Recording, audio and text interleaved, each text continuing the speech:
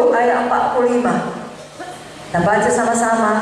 1, 2, 3, ya. Karena Anak Manusia juga datang bukan untuk dilayani, melainkan untuk melayani dan untuk memberikan nyawanya menjadi tebusan bagi banyak orang. Inilah di hati hamba.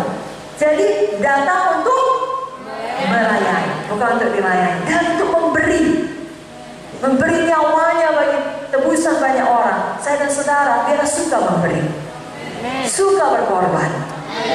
Memang enak dikasih hadiah. Semua kita senang kalau dapat hadiah. Amin. Tapi sebenarnya menurut Alkitab lebih bahagia kalau kita yang memberi. Kisah 20 ayat 35 jelas mengatakan adalah lebih berbahagia memberi daripada menerima.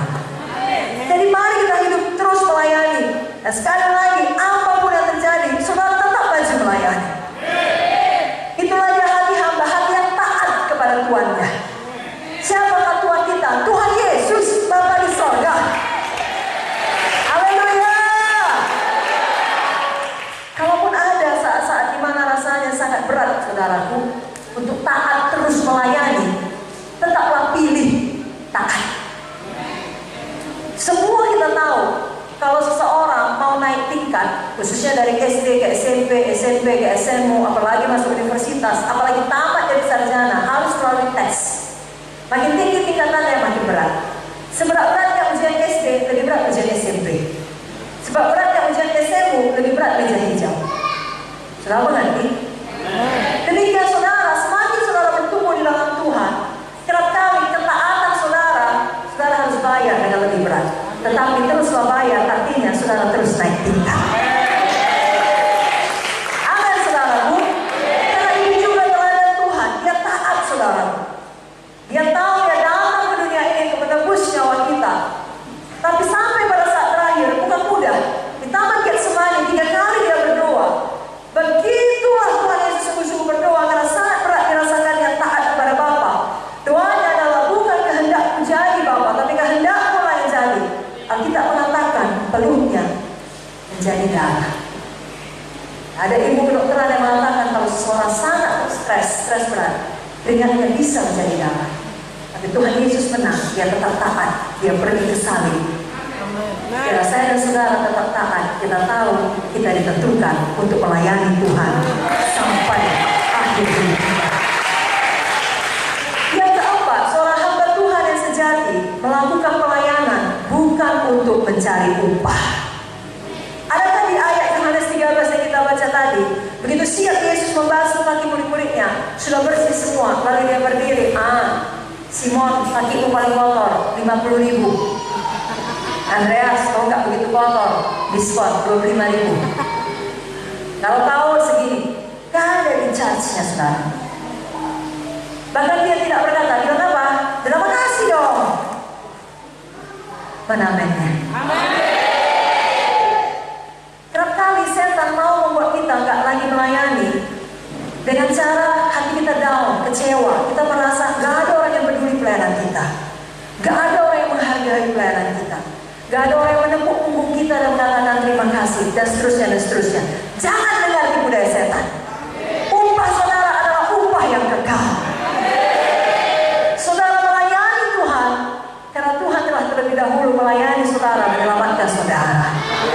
Jangan cari pengakuan manusia, jangan cari upah manusia. Saudara terus saja melayani karena hati saudara betul-betul rela melayani karena kasih saudara kepada Tuhan. Saya bacakan Lukas 17 ayat yang ke-7 sampai 10. Sebab di antara kamu yang mempunyai seorang hamba yang membaca atau mengembalakan ternak baginya akan berkata kepada hamba itu setelah ia pulang dari ladang, mari segera makan. Bukankah sebaliknya dia akan berkata kepada hamba itu, sediakanlah makananku, ikatlah pinggangmu, dan layanilah aku sampai selesai aku makan dan minum. Dan sesudah itu engkau boleh makan dan minum. Adakah ia berterima kasih kepada hamba itu karena hamba itu telah melakukan apa yang ditugaskan kepadanya? Demikian jugalah kamu.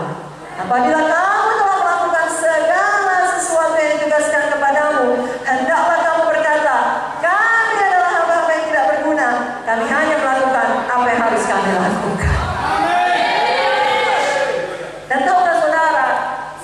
untuk melihat prakteknya ini secara literal. Pada waktu baru-baru ini kami pergi melayani KKR di Sulawesi Utara, 3 kota saudaraku, juga KKR seminar seperti ini di Bitung, di Tondano, dan di Manado. Lalu hamba Tuhan yang selalu menyupiri kami adalah Gembala Sidang Bitung. Karena sampai malam, karena begitu sampai dari airport, kami langsung melayani seminar di gereja di Bitung, lalu makan bersama dengan jemaat, fellowship, foto-foto, langsung ke Tondano. Jadi menempuh lagi beberapa waktu lamanya, 1 jam lebih saudaraku. Sampai di sana sudah lewat tengah malam. Kemudian dia berkata kepada hamba Tuhan itu, terima kasih banyak, ya sudah capek kau membawa mobil seperti ini. Bu, saya adalah hamba yang tidak berguna, yang hanya melakukan apa yang harus dilakukan. Tidak dibawa saudaraku, memang firman itu hidup dalam hatinya. Baginya pelayanan adalah satu kehormatan. Itulah hati yang perlu kita teladani, karena itu juga hati Yesus. Saudara melakukannya dengan motivasi yang benar. Ya, bukan demi upah berupa uang, kekayaan, ketenaran atau apa saja, tapi betul-betul karena mengasihi Tuhan. Dalam Kolose 3 ayat 23 sampai 24, saya bacakan kepada Bapak Ibu Saudara. Kolose pasal 3 ayat 23 sampai 24. Apapun juga yang kamu perbuat, perbuatlah dengan segenap hatimu, seperti untuk Tuhan dan bukan untuk manusia. Ayat 24 kita baca sama-sama, 1, 2, 3 ayat. Kamu tahu bahwa dari Tuhanlah kamu akan menerima bagian yang ditentukan bagimu sebagai upah. Kristus adalah Tuhan dan kamu hambanya. Haleluya.